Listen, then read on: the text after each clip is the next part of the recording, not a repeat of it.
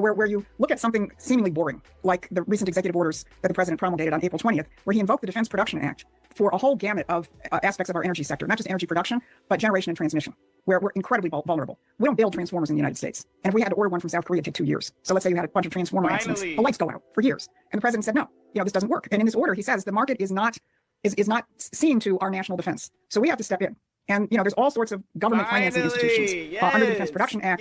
In the Energy Department, you have things like the Export-Import Bank. I think there's one called the International Development Finance Corporation. But these government corporations, where this administration is saying, hey, Wall Street has not, and the magic of the free market, has not seen to our basic needs. We are vulnerable in all these areas. You mentioned it, during COVID, we discovered this. Well, we have to use the full array of government power to make sure that we're producing the basic things we need as a sovereign nation.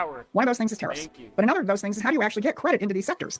If JP Morgan Chase would rather speculate than invest in some vital industrial area, how are you going to get the money in there? Well, you use these government financing agencies to make sure that the credit goes to people who want to produce here in the United States. J.D. Vance described it in terms of our strategic minerals weaknesses. He said, look, companies would come in and want to invest in a processing facility here in the United States, and they go through the onerous regulatory policies, and they put a lot of money into this, and they're just about ready to get going, and China would come in and undercut the price and wipe them out, and they go bankrupt. So we didn't have anything in the United States. He said, that's crazy. He said, so we're going to create new kinds of mechanisms where the producers are protected, and they can produce.